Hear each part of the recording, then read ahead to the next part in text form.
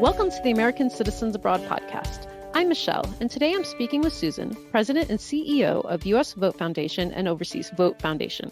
Welcome, Susan. Thanks for joining us today. Thank you for having me on your show. I'm really excited. Me too. Let's start by telling us a little bit about when and why the Overseas Vote Foundation was created. Well, that's always fun because I like to tell stories. And it started about 16 years ago in 2004. As you might surmise, I'm an overseas voter as well. I was living in Munich. There were quite a lot of interesting events going on in politics at that time, as you might recall. We'd had a rough time in year 2000 with the ballot counting, et cetera, but I was really out of it. I didn't know anything about the details of the overseas voting process. I was like anybody else. This wasn't my area. I was working in the software business. I had a couple kids. I was living my life. And then it dawned on me that I might just need to care about what's going on back in the home country. Right. So I decided to look into it. I scratched the surface. I found out that it was possible to vote from overseas by filling out a blurry form and looking up an address in a 500-page instruction book, right? I got more involved in that whole process and thought, oh, wouldn't it be good to hold events? Try to get more voices sent back. I was using my Sunday afternoons instead of being with the kids. I was, at some international school with some acquaintance who was equally interested in doing this, registering about 1.5 voters an hour, and suddenly just looked up one afternoon and said, there's a better way. Why are we so silly? We should be looking on the internet. This must all be online. That was the epiphany moment. It really wasn't all online. And because I came from the software business, I decided, well, look, here's something that needs doing. I think I'll do it. I didn't even realize this was a Pentagon-owned process. I didn't see any barriers. I came at it with a completely optimistic American view of see a problem, fix it, create something. Right, and, exactly. That's what we did. We ended up automating the 500-page instruction book so that you didn't have to know anything. You could just go online and choose your state, and the process would take you through a flow. It was rough in the beginning, but I'll just say I got through the 2004 election.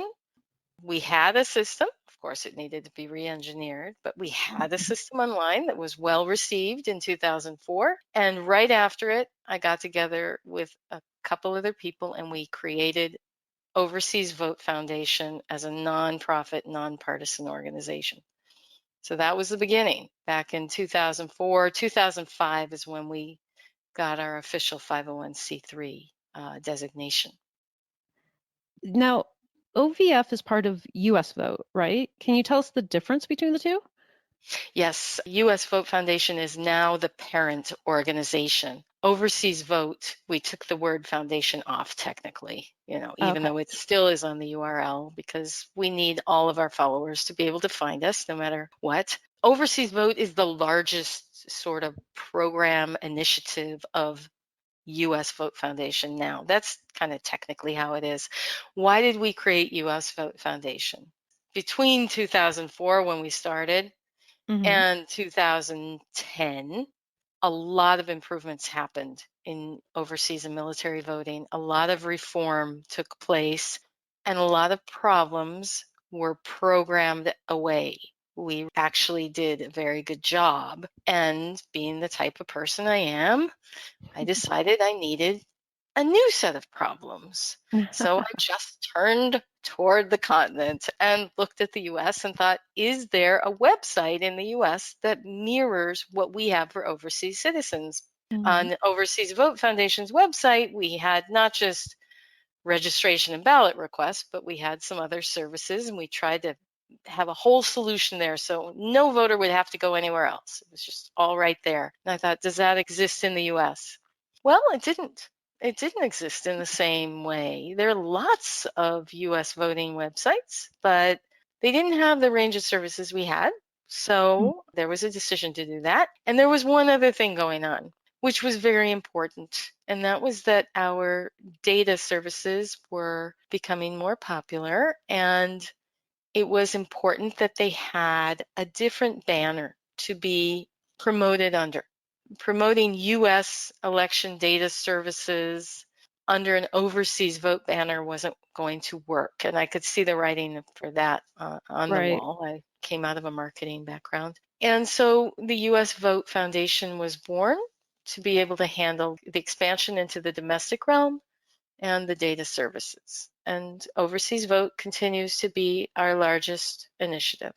Can you explain how your voter registration platform works? Yes, and I'll just focus on the overseas voter part. Any U.S. voter from anywhere in the world, domestic or overseas, can land on U.S. Vote Foundation and find the entire superset of services for domestic and overseas and military. Or if you're an overseas citizen, you can just go to the Overseas Vote website, the set of services that you need without any of the domestic stuff. You don't have to sort through that. So it's either way. The number one most important service that we provide is obviously voter registration and ballot request. Now, overseas citizens, we actually have some wonderful benefits. The first and foremost is that we have one single uniform form that goes across all states and territories. So there's one form to fill out. The other thing is that single form does two things simultaneously. It will both register you to vote as an overseas citizen or military, it's the same form. At the same time, it will request your absentee ballot for the upcoming election. It saves tons of time and hassle. And if you can get it in before 45 days before the election, which is usually quite simple, usually. But if you can do that, you'll get your ballot 45 days prior to the election. So we have quite a good system. Now, what you do is you just go in there and you enter in as an overseas citizen. You enter the process, you select your state, and you will only be asked the questions that your state requires. But the good thing to know is you don't have to check any instructions. We've taken care of any extra questions that you might have. And once in a while, a state does have some extra questions or requires you to check an extra box. And all that's kind of programmed out. It's easy, it's simple. And then at the end of the process, which really doesn't take long, you're entering information you know, your name and address type of thing. You print out the form and you sign it. And it's really important to do that because you want to make sure that your election official has your current signature on file. Because when you receive your absentee ballot, you actually have to sign the ballot envelope so that they can match those two signatures. And that's how they authenticate or verify Okay. that you are who you are. So don't change your signature in between. Good advice. Yes. So that's kind of how it works. You send that into your local election office. When you print it out, it comes with instructions. A little letter to you tells you exactly who to send it to, and that's really important because there are almost 8,000 possible different addresses, and our system will tell you which one is for you. And it also gives you the contact information for your election office, etc. It gives you our help desk as a reference. So you're kind of all set there. It's like a little package that gets produced. We discussed the registration and the absentee ballot, and I know that your website also provides additional information such as deadlines and candidate lists. Can you tell us what other services you provide through your platform? Yes, and this is always, it's an interesting point because, I mean, we've all heard about people who produce products and then they diversify and they end up getting lost with too many things. Well, Mhm. I decided there were two things that had to happen. Okay. One, if somebody lands on our website, they needed to know within 10 seconds or less, this is for me. So Mhm. they don't just run away. So they need to see right away, this is for me. And hopefully our websites do that. We have a top line menu, and it's not a deep menu. It doesn't, you don't click on it and get any submenus. It's what I call a flat navigation. And that's really important. You see what you get. So right across the top, you see 5 or 6 different tabs of what are the services available to you. The other thing I wanted to make sure of was that when a voter landed on our website, They would not have to go elsewhere to get enough information, answers, or to take action. Of the information services specifically, you mentioned dates and deadlines. That's something we're becoming more and more known for. And it's a point of contention that I actually have with the election administration because, well, there's a good side. The more ways to vote, the more options there are, the more that we list. But it becomes more and more complex as well and very, very granular. For example, a state may say that if your ballot request is postmarked by this date, it's okay, but it has to arrive by this date. These are very granular details and can be very overwhelming. But we have managed to list our dates and deadlines in a way that we think is at least simple. They're in different categories. There's registration deadline, a ballot request deadline, and for an overseas voter, they're almost the same action because it's the same form, and then a ballot return deadline, etc. Anyway, because that has become such granular data exercise in the US, we had to build a whole system around it. And now our data Wow. even feeds other organizations like Rock the Vote. They take data from us on these things. So we're a source of data for other organizations. Another area of data where we've become pretty much the source in the election community in the US and with other voting organizations is with our election official directory. I mentioned there are about 8,000 different addresses and Right. offices. The election official directory is really good to know about, and I would recommend everybody to go in there, go in your state, look up your jurisdiction. It might be a county or a town or a village. And we have for you not just the address, but we have the name of your election officer, maybe even several names with emails and phone numbers. And those people, consider them on your side. They're there to help you. Those are resources for you. You can call them up. You can email them. We've got them all listed. So that data powers our voter registration and ballot request services, but it also powers the same services for Rock the Vote and Vote.org and MyMove and the USPS and the National Association of Secretaries of State and on, because we needed those addresses for our overseas citizens. So we became the source of that data. So that also answers a question about how do we survive. We actually don't have any grants. We survive purely on donations and on licensing these data services. And then we have a candidate finder for overseas citizens. We also have organized all the state information, lookup tools, eligibility, all those details in our state voting requirements directory. But like I said, land on the website, you'll see what's available right away, tap into each one, super simple. The last thing I can mention is our voter help desk, and that's staffed by real people. Going back to the data you mentioned, Mhm. I know that you issue post-election reporting. What can you tell us about overseas voter trends and voter trends in general? We do some post-election research. I would just say that it's changed over the years. We used to have a team of academics who used to do very long, detailed surveys. It would take you 20 minutes to fill one out. We don't do it that way anymore. What I like to do as an overseas citizen, just because I know that all my friends out there around the world are watching the election the way I am, and they've probably already sent their ballots in a while back. I like to send them all a little survey on election day and get the finger on the pulse of the overseas citizens before we know the results. The minute the results come out, the answers kind of aren't the same. I've actually literally seen that happen. So on election day, what we do now is we send out an election day survey. Overseas voters are the highest voter group that we have, or the largest voter group we have, and they respond quite faithfully. And what I've seen over the years, a number of trends. One, the satisfaction rate is off the charts positive. It did not used to be that way at all. People were very frustrated with the overseas voting process. In the last 16 years, it's just completely transformed. It's like off the charts happy, plus, plus, plus, nearly 100%. And those same people are saying they would do it again in a heartbeat. There are always people who don't succeed at the process, but they're such a small number now. And the other thing is people are getting their ballots in time. And because of that, it just relieves so much stress and it increases the satisfaction tremendously.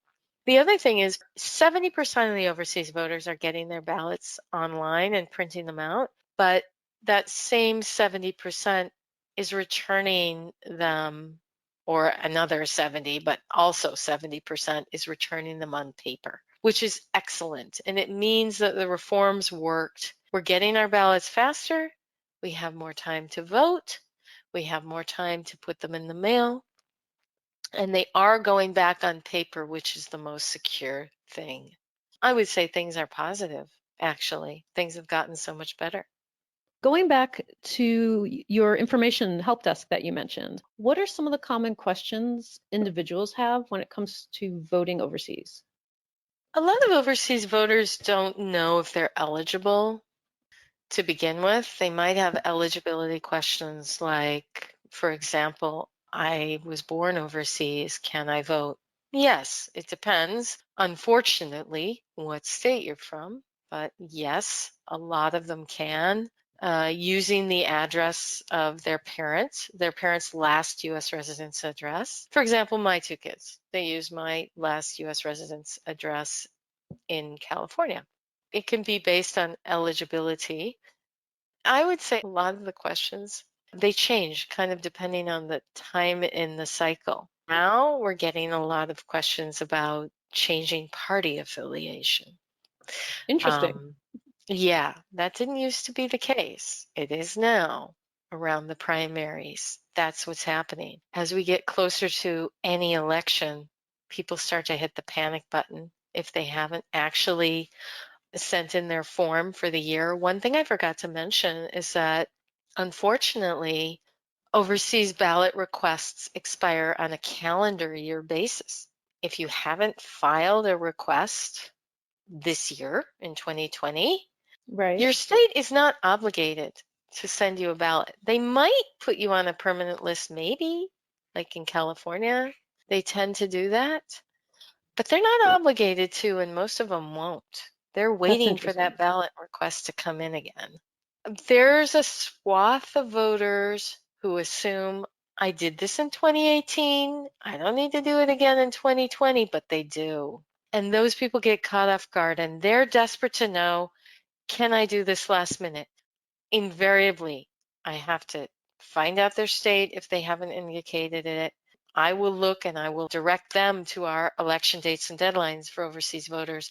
I will direct them to the voter materials transmission options that they have. Many states will allow voters to send materials in some kind of online form. It might be a scanned email, it might be a fax. So there's some last minute solutions in some states. All Mm-hmm. of that's actually in our website. It's in the election dates and deadlines section, and in the state voting requirements section, every state has a chart for the voter materials transmission options that you have, all the different ways you can send material back and forth. The panic button people, a lot of them actually end up being able to vote because there's so many options now. I Good. don't recommend it. It's not worth it. Some people, well, there's so many questions around there. A lot of them have to do with just simple things that they want to know. Do I need a voter card? Do I need this and that? There actually is a huge FAQ on our website. There's not a single question we can't answer. There's always an answer to be had, and there's almost always a solution unless it's like the day before the election. On your site, I know that people can create their own profiles. What are the benefits of creating a profile versus not having a profile?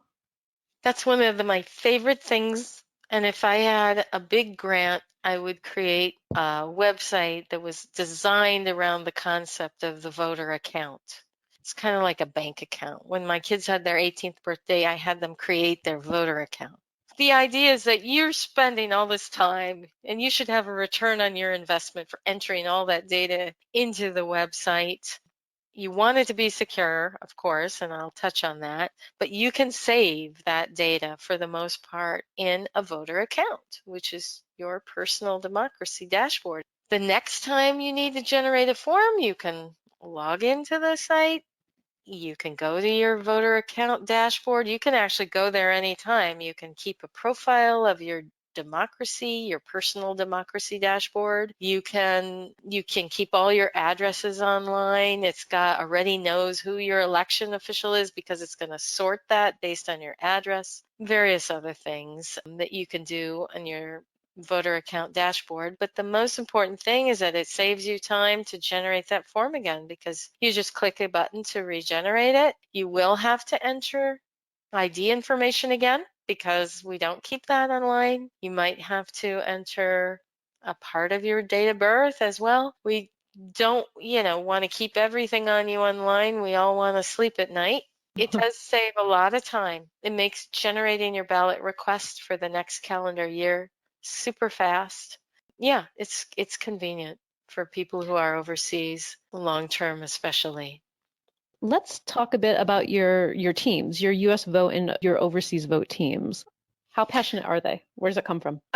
Oh, it's a great question because we have 20 volunteers for 2020. And, where do these people come from? I mean, some of them have been with us for more than 10 years, and then some of them are new. We've got quite a few young people. The range of people, the ages of the people that are volunteering for us ranges from 15 to 75. They are what I would call, in academic research terms, a self-selected group. They find their way to us. They might find us through volunteer match. They might just write to me, or I might even recruit them. There have been times when somebody writes into our help desk with so much passion that I say, hey, you want to volunteer and help us with this or whatever? And that's worked out as well. All of them are either students studying to be professionals, like we have law students and such, or actual people who are, professionals in their fields. We have attorneys, we have such a range of people, teachers, and they are, they're the ones that find us. They are looking around for something more to do. And I'll tell you, when someone comes to us, I already know they're special. They're different. They want to do something. My job is to figure out what they can do for us that suits them the best, suits us the best, and doesn't overlap with anybody else. Because I think it's really important that every volunteer owns their gig with us and can make it larger or smaller, etc. And it's remarkable kind of how it works out. We find a role for everybody, and that's the mojo. That's the real mojo of the organization. It's amazing that we're largely volunteer run all this time. Yeah. I think it's great that they come to you. I think that changes everything. It's a different motivation for them, I imagine. It does. And our currency is really the thank you. I'm very dedicated to our volunteers and want them to, even though they're not maybe getting money, to be getting something of value. And I make it very clear to them that I see this as a value exchange, because without that, they're not going to stick with it. It's just going to be hard work. We find a really good balance with a lot of them, and many, many of them stay with us for an extremely long amount of time. Going back to citizens voting, many US citizens overseas feel that their vote isn't counted because there are so few compared to any state or district. Yeah. Why is voting from overseas important? Well, that's a great question because, first of all, let me just clarify that it's against the law for an election official to not count a ballot. As an overseas citizen, your ballot is mixed in. It's not necessarily kept separate. It just might arrive later, but it's still counted and added to the final count. Don't confuse counting ballots with calling an election. Lots of ballots aren't finalized, counted yet, and reported, and the election isn't certified yet prior to when the election might be called, because it's just a math problem. Right. If you have 1,000 ballots and, one of the candidates got 800, you already know you can call the election. even 600, you can call the election, or 501, you can call the election, right? They still have to count all the ballots. Now, why is voting from overseas important? Well, first of all, we're American citizens, and use it or lose it. We don't want to lose our voting rights. We have them wherever we go around the world. And just take a look at the margins. I mean, there are elections decided on one vote. Our elections have razor thin margins. Look at New Hampshire. Do I need to say more? The margin of error between the top two contenders was less than 1.5, or maybe it was 1.5%. We don't need any more evidence that every ballot matters and every ballot is counted by law. You cannot certify an election. An election official cannot certify an election without counting every ballot and accounting for where every ballot went or didn't go. Even if it didn't come back, they have to note that. Now, you touched on my next question when you spoke about your kids voting and they used your previous address. But let me pose the question. Is it possible for all overseas Americans to register to vote? So what if you were born overseas and never lived in the US? Could you still vote? Unfortunately, that's the one case where I cannot determine that without knowing what state you're from. So in general, overseas Americans, if you have moved from the US to any other country, you bring with you your right to vote. You're eligible. You can register and vote. If you were born overseas, it depends what state you lived in, whether they passed a law that extends voting rights to you as a child of an American. And that's very sad, but not all states are on that list. If you want to know, a quick answer to you is just go into our voter help desk on the Overseas Vote site, or US Vote. You can get to the Overseas Vote help desk too and look that up under residency questions, and you'll see the list of states. It's estimated that 7% of eligible overseas voters actually vote. What do you attribute this low participation rate to, and what can we do to increase the overseas voter turnout? It's true that it's absolutely a disastrously low level of overseas Americans take advantage of their voting rights. I love one of the ideas that ACA actually came up with years ago. We used to, and I think you still sometimes mention it, and I've put it into one of our reform article suggestions that the State Department, when U.S. citizens are leaving the U.S. on overseas journeys, we should slip a little note in their passport that says, hey, you can vote. Simple thing to do, but we don't do it. Every tiny thing like that could help increase the awareness that you are traveling with your voting rights. The number one reason is probably people don't even know. They don't realize they can vote. They make all sorts of assumptions and they don't get informed. Internet or no internet, age of information or not, overseas citizens don't always check to see if they can vote. They think, oh, I need to own property, or I need a mailing address in the US, or this or that. None of it's true. You absolutely do not need a current mailing address in the US. You only say where you last lived because that's the jurisdiction where you will vote. Your ballot will be sent to you from that jurisdiction. But you don't need to ever receive mail to a US address if you're an overseas voter.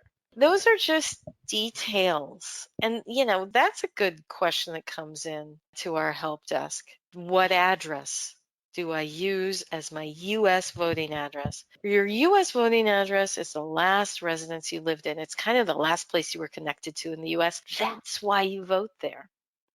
It doesn't matter where your mother lives or your sister or your brother. It's the awareness that is so low, and we do very little to increase it. I would do more.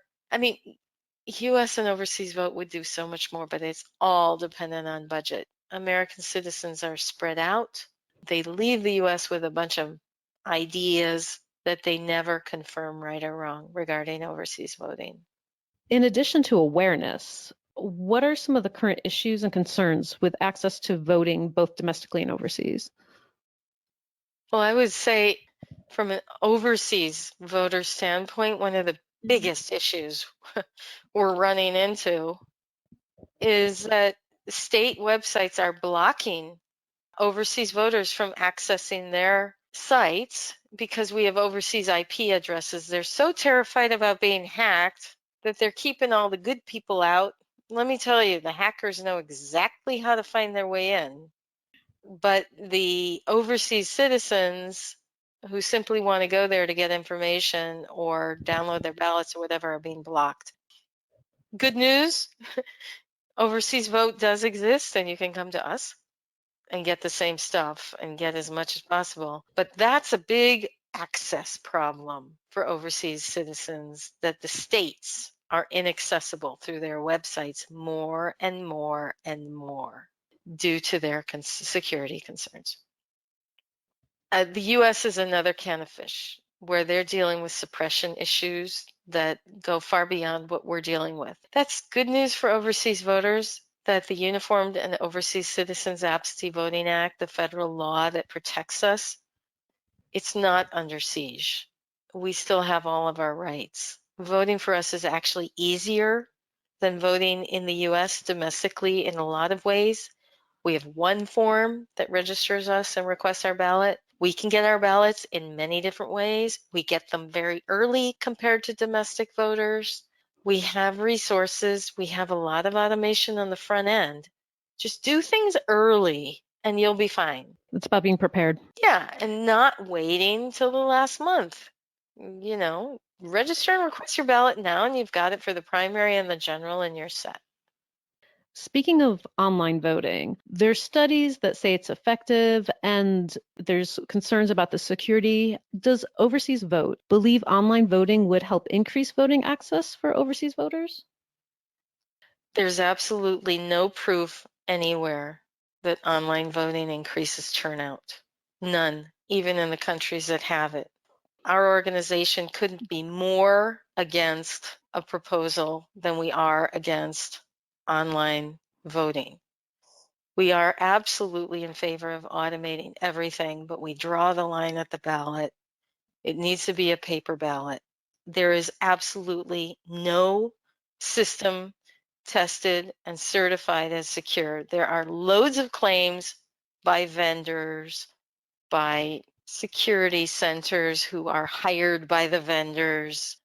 This is such a red herring. It sucks up time, energy, and resources that would be so much better spent otherwise. I can't even begin to go through. The recent hype is all around blockchain. Let me just make it clear. Blockchain as a transmission process, fine.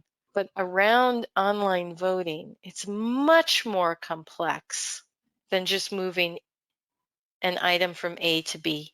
There's the authentication of the voter. Are you who you say you are when you're voting? There are systems out there for online voting that literally take so much information from you, including a video of your face, to Really? authenticate you. I would never recommend that anybody agree to that, ever. You can lose your identity in a heartbeat. They won't tell you where it goes and who stores that. You can't be sure of that. And why do they do that? Because it's so difficult to make sure that you are who you are when you're voting online. That's just one thing, but there are denial of service attacks. There's so many problems around online voting that are not solved by blockchain. Blockchain is just a transmission method in the middle. It's like the bologna in the sandwich, but it Right. isn't the bread or the butter or the person. It's none of the other stuff. We have tons of articles on our blog about this whole thing. The most recent article written by an MIT person from MIT Media Lab, she wrote a great couple of stories, one about utopia and the other dystopia, talking about online voting. If you read one article, read that one, top of our blog on US Vote Foundation. Can you tell us what you understood happened in the Iowa caucus result meltdown last month? First of all, Iowa completely ignored the recommendations of the DNC to avoid online tools. And Nevada's just going in the same direction now, despite this debacle. Down in the weeds, the way the Iowa caucus worked was they did round one, and then if your candidate wasn't viable, you had to reallocate yourself to a different candidate. There are people who don't want to reallocate. They're offended, they're mad, and they go home. So part A wasn't going to match part B. Well, this was a problem. People leaving, people, so things didn't tally up. The other thing was that the app was totally untested. It was difficult to use. There was a lack of connectivity. They weren't even able to get a signal in some of these places. And this is a incredible. real reality. But it's a reality in many parts of the US where they don't have proper internet service. They made everybody dependent on this. They completely understaffed their phones and everything. They could have done it all differently. We can say that in hindsight, but they've probably nixed that election. It's probably not going to be possible to satisfy the candidates. And this is one of the biggest dangers of online voting, is you get the candidates who will contest the results and you cannot prove what's right. This is why we need it on paper. And granted, after Iowa, they were thrilled that they had some things on paper, but it wasn't how it could have been. They complicated their process, unfortunately. How do you think organizations such as yours and advocacy organizations like ACA are helping Americans overseas? Are they important to the community? I think our organizations are so vital to the community. I just wish more people knew about them. I'm sure you feel the same way. Without our organizations, I mean, the services and the issues that relate to overseas Americans would just be completely unknown to the general overseas public and community. I couldn't advocate more that people should join our organizations and become members and consider themselves part of this community. We can be very influential. We can influence these elections. If all overseas Americans voted and brought millions more ballots back, we could tip a lot of elections. Our voices count. Our votes count. We are the vehicles that get the word out. So my answer is a very clear, resounding yes. We are important, and I hope more people participate. Any final thoughts? My final thought is just consider yourself someone who can tip the next election and register and request your ballot today. If you haven't done it yet, make sure you print out that form, sign it, and put it in an envelope and post it with a postmark. Go to your local post office. Do that, and you're going to have a much better year having your say in how things go. It couldn't matter more. We all know that, and your voice does count. So please use your rights. Perfect final thought. Thank you, Susan, for taking the time to chat about U.S. Vote Foundation and Overseas Vote. The American Citizens Abroad podcast is a monthly podcast that is published the second Tuesday of each month. It is edited and produced by me, Michelle, and is a product of American Citizens Abroad. You can find us on Twitter at ACA_podcast, on Facebook at American Citizens Abroad Podcast, or you can email us at podcast@americansabroad.org. Remember, give us a good rating on Apple Podcasts so other Americans living abroad can find us.